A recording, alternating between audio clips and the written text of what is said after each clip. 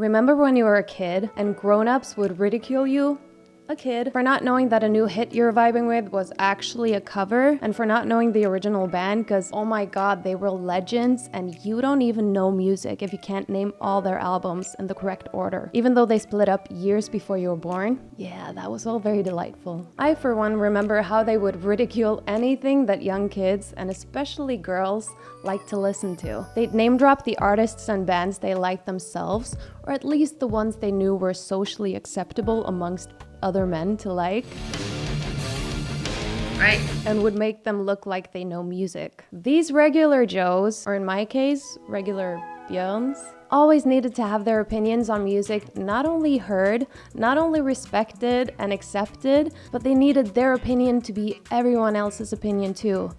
Or at least the highest regarded opinion in the room, according to them. It's the logic.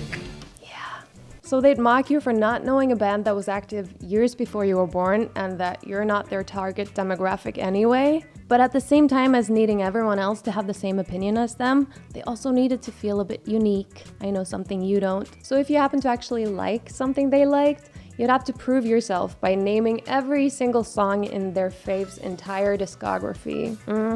Oh, and sidetrack, but this just reminds me of that story where someone on the internet commented on a picture of Natalie Portman wearing a Star Wars t-shirt, saying something along the lines of, "Oh, she probably hasn't even watched the movies." Dude, she was in them. Anyway, they didn't only gatekeep music, they'd also basically gaslight you for liking any band or artists associated with fan bases made up primarily of women or girls. Back then, if you liked the Backstreet Boys, well, they're all gay, so you must be gay. Britney Spears? Her baby voice is hot. She's hot. But like, what the fuck, bro? She can't even sing. She sounds like a baby and oh my god, what a slut. Christina Aguilera. What? Christina Aguilera. Yeah, she can sing, but Britney's hotter. Oh my god, can we stop pitting women against each other? Mind you, these were grown-ups, mostly grown men, talking to kids in a way where they didn't only disregard and disrespect or trash talk the things that the kids liked, but they also spread nasty homophobic and sexist mindsets, as if there's something wrong with being gay, or as if hotness determines a woman's value, or is a valid reason for rivalry between two women. I wish this was history, but the same thing has kept happening around pop stars who have gained a following largely made up of teenage girls throughout the 2000s and 2010s, even today. A young Justin Bieber? It looks like Ellen DeGeneres. Anyway, he can't sing. Grown-ups called him basically a woman and a lesbian, purposefully misgendering him while also making jokes at the expense of LGBTQI people. So there's that. Taylor Swift. Man hater. Hashtag not all men. BTS. Harry Styles. Oh my god. Soy boy in a dress, really? Guess the ladies find him attractive, but you know, you should do real music for men so that you can get some chicks, you know? Anything that's widely liked by women or other femme-presenting people is often automatically criticized for not being serious or not being good. No wonder we have pick-me's. So it turns out this has a name. Sometime in the early Panini days, sorry, my timeline is all scrambled from March 2020 up until today.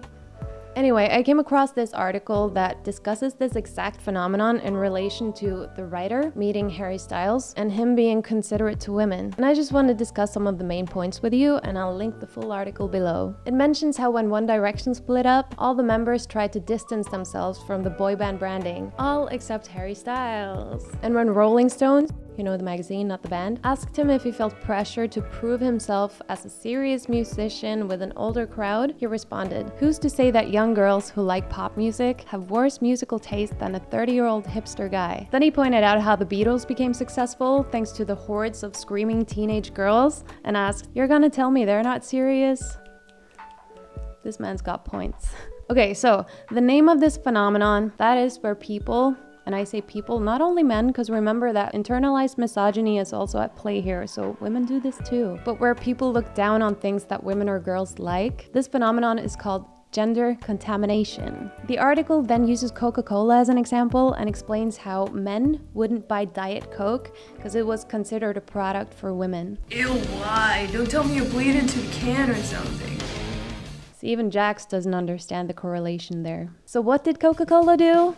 They released a new Diet Coke with a black label or in a black tin, called it Coke Zero, and used helicopters and repelling SWAT teams in the commercials. Men loved it.